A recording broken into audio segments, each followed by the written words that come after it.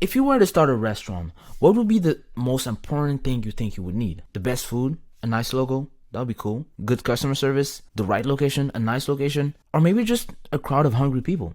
Maybe just hungry people in the first place. You could have the best food in town, the best food in the country, have the best logo, the best customer service, only baddies serving the food. You could have a nice location at the right place. But if nobody's hungry, nobody's gonna buy. If nobody is hungry, nobody's gonna eat. And so maybe the question is, how can you actually create the appetite in the marketplace for the thing that you're selling? And in this video, I am gonna go over how to increase the perceived value of your offer in order to create the appetite in the marketplace for the thing that you're selling. And the reason why you wanna increase the perceived value of your offer is because when we buy something, right? When people buy something, they're not looking to buy your service or your product in the first place, because they're buying the offer of the transformation. Because that's the only thing that's gonna make them buy in the first place. Why? Because the rest, they get it after they get to buy. Because the product or the service, they get it after they pay. So nobody's paying for the service, really. Because the intent to buy depends on your offer, on your transformation. Because nobody will pay for something that's worth it. And let me make it sense. Nobody is paying for something that is worth it. You and I, we never do this. We're not wired that way. Why? Because people only pay for more than what the thing is worth. You and I, okay, we only pay for something that we think is more valuable than the price tag. Let me give you an example. If I give you $1 and you give me $1 and we do this back and forth every single day, what's the fucking point? There's no point, right? Which is why nobody will pay something that is worth it. $1 is worth $1. If I give you $1 to get $1 back, what's the point? We wouldn't do that in the first place. The economy wouldn't work. That's not a good exchange value. That's not a good deal. But same scenario. If you give me $1 and I give you $10 back and we do this back and forth, oh, now you're happy. Now you're making money. Now that's a good deal for you. Now you're standing on business. And that's what people want. That's how we wire to do. And this is why people only pay for more than what the thing is worth. $10 is worth more than $1. If you give me $1 and you get $10 back, you would happily pay me that $1 because the $10 that you'll get back is worth more than what you paid for, aka the $1 in the first place. And so this is why you want to make sure that when somebody's paying you, the thing that they are paying for is more valuable than the amount of money they paid in the first place. Your offer should be more valuable than the price you charge. Why? Because nobody wants to buy $1 to get $1 back. But everybody would love to pay $1 to get $10 back. I would do that every day and twice on Sunday, back and forth. But here's the catch though. And if you see where I'm going, you probably understood that. Because, well, I'm losing money. Because if you pay me $1 and I give you $10 back every time you pay me $1, that's cool for you. That's a good deal for you. But I'm losing money. Because if I do that, I go broke. I would go broke. But what if instead of people paying me $1 and me having to give them $10 back, what if I actually create something that is worth $10 to them? What if I actually create something that I have on a limited supply, so it doesn't cost me anything? So what if I create that thing that I already have on a limited supply that is worth $10 to someone in the marketplace and make this group of people pay me $1 to get it? That's how value is created. That's how value is generated. And this is why value is created. So how do you increase the perceived value of your offer? This is where I want to go at. Because now the best place to start is to first understand that if the intrinsic value of your offer isn't good in the first place and you're trying to increase the perceived value to sell it, it's not going to work out. And you're probably asking yourself, what do you mean intrinsic value, perceived value? Where are we going with that? Here's the thing. There's two ways to increase the value. Why? Because there's two types of value, intrinsic value and perceived value, like I just mentioned. Perceived value is just what I went over. But what is intrinsic value? And if you're someone like me, all right, who at school, I used to be the nigga who would ask the dumb question. Anything that everybody would understand, I would always find a way to complicate it because I need to understand the fundamental in order to understand everything else. So if you're like me, then I feel sorry for you. And this is why I want to go over what is intrinsic in the first place. You probably know what it is, but if you don't, here's the thing. When you ask ChatGPT what is intrinsic value or what is something that is intrinsic in the first place, here's what ChatGPT says. The term intrinsic refers to something that is inherent or essential to the nature of the thing. So when a quality, characteristic, or property is intrinsic, it means that it is a fundamental part of that thing and not depends on an external factors. For example, The intrinsic value of gold is its value that it holds by itself, regardless of the market condition or other external influencers.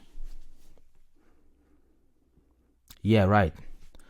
Let me give you an example, all right? Because that probably went over your head. Making the quality of a t-shirt better, increasing the horsepower in a car, adding more customization for the color of the product, and all these little things are intrinsic value of your product or service. Now, all of these things are good, but that's not what's gonna make someone buy, because they only get to experience these things after they pay.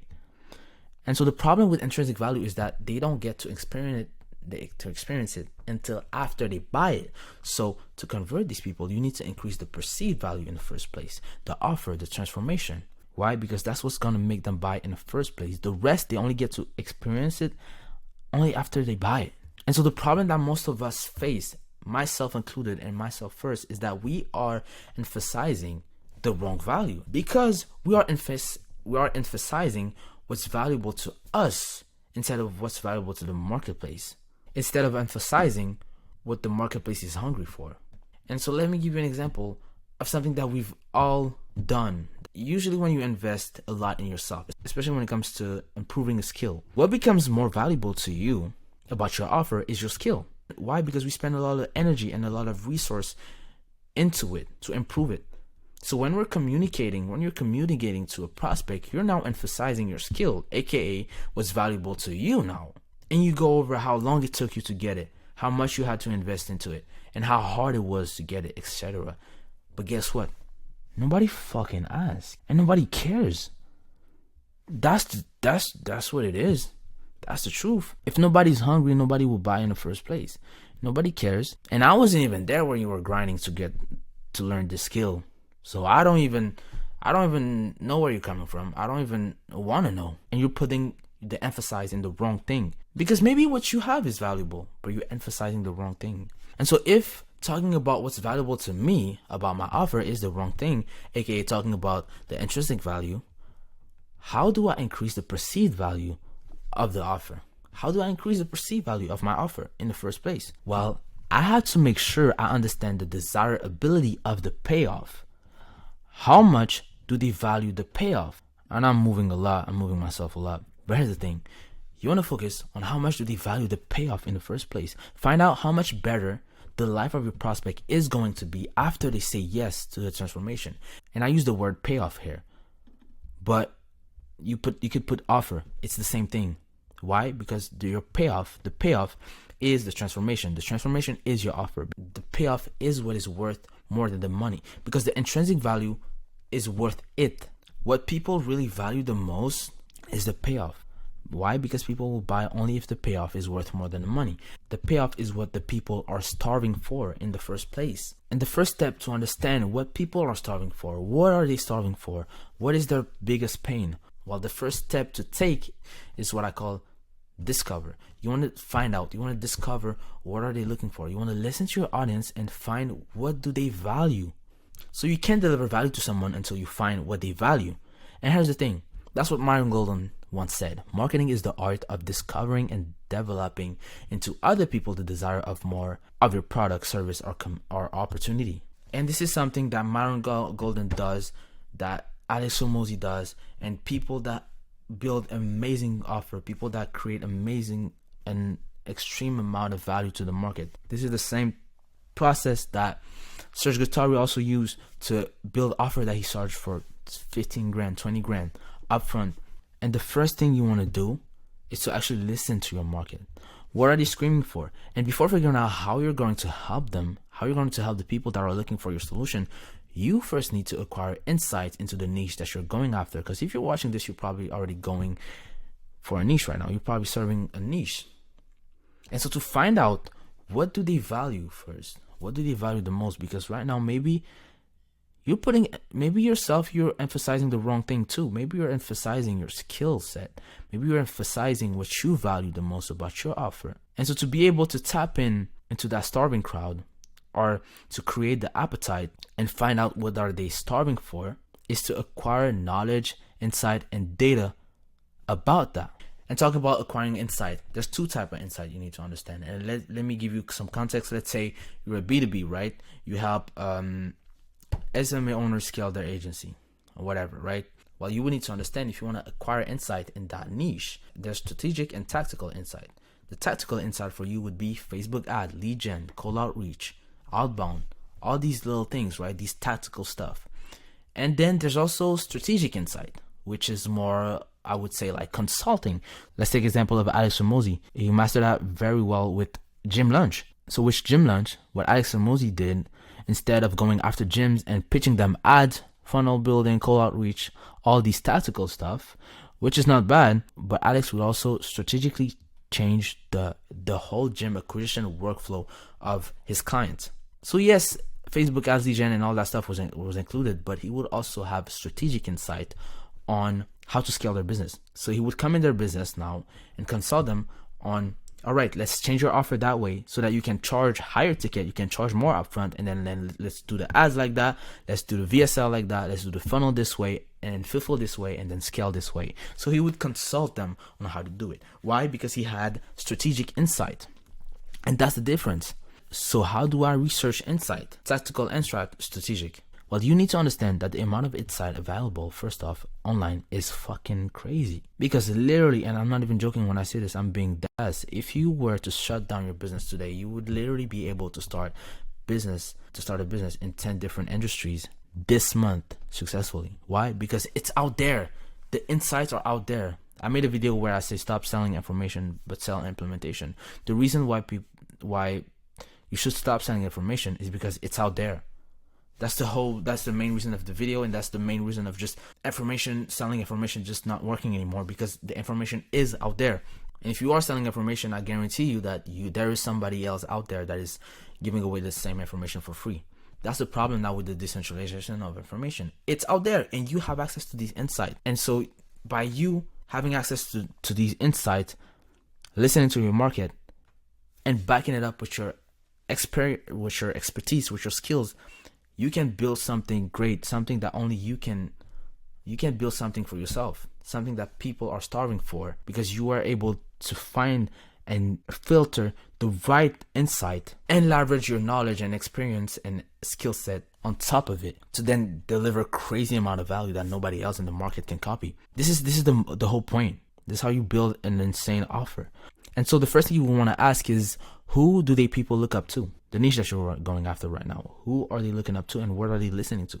And here's the step-by-step framework I follow when I was making choice of insight to leverage for building my offer. And if you're watching my content, you probably kind of have an idea of my offer. But here's the step-by-step framework I use, and that Serge Gatari used, and many other people that literally Alex Hormozi used also to leverage their offer that they are selling above 10 grand. Why? Because they master how to deliver crazy fucking amount of value that people are starving for. And to get these insights, there's a couple steps you want to take. And the first step is to evaluate the potential of the insight. Is it a trend in the first place? Right? Is it in demand? And then the next thing that is probably one of the most important thing is how painful is the problem in the first place. And that's the thing I would tell myself when I was acquiring insight. I was always seeking for something that, if not solved, would keep a business from growing. So I help online coach and people that sell on online services and agency owners scale their business to the next level. I would only focus, I only focus on things that, if not solved, would keep a business from growing.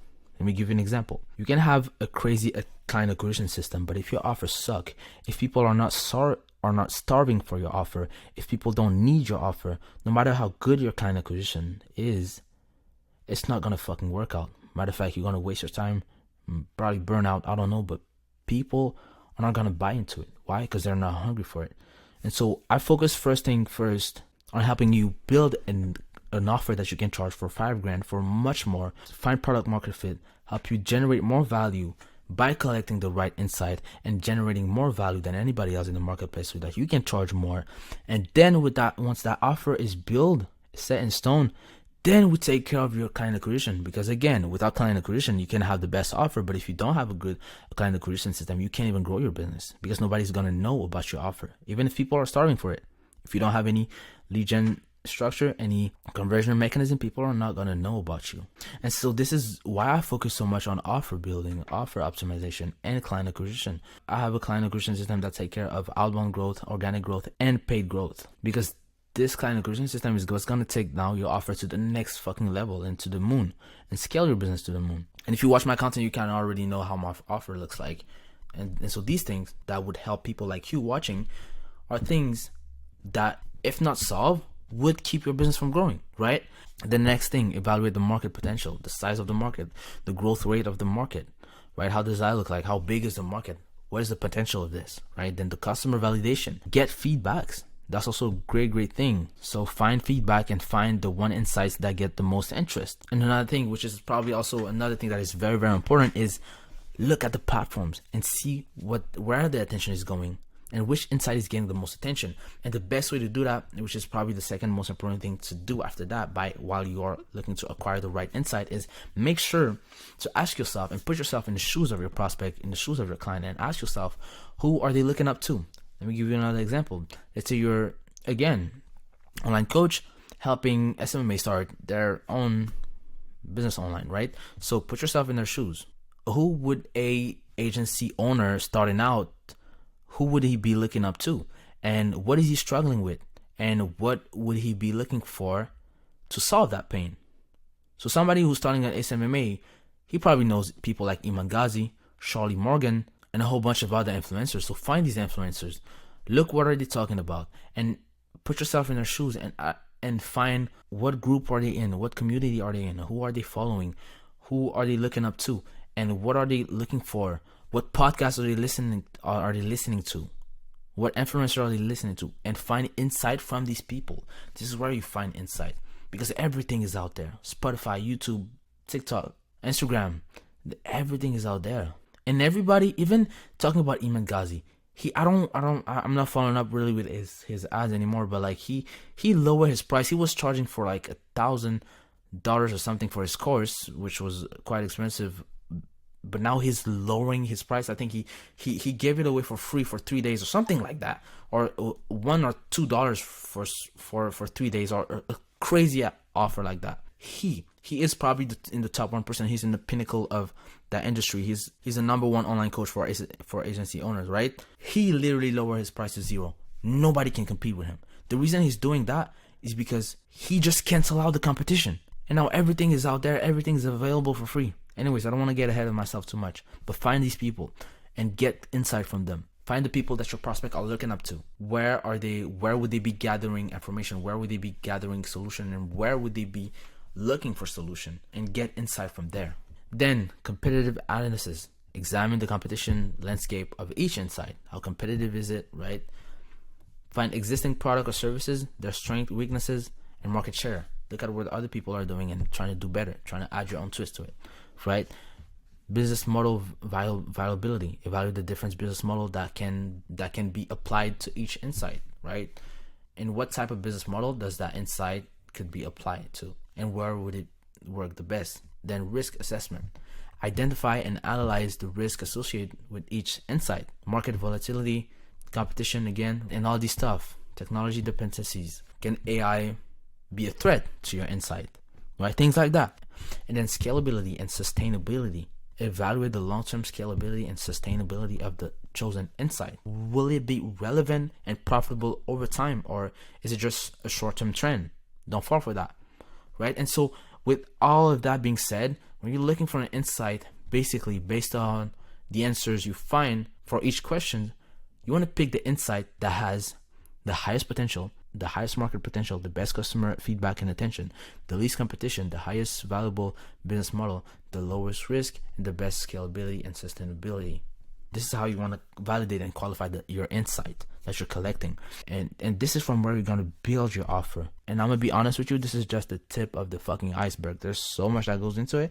And so I want you to comment if you want to know what's next. This is just step one, but how do you go about all the rest to actually, and I'm going to give away everything for free. Literally, I'm going to give you the tools that my clients are going to use to literally build that offer, like everything for free. So comment on this video what you want to see next. If you want to see the next step to take your offer to the next level and charge more and give more value and serve people that are hungry.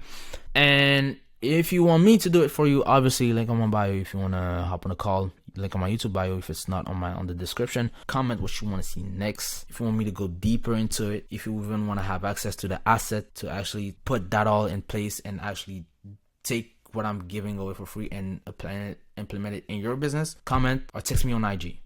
Bye bye.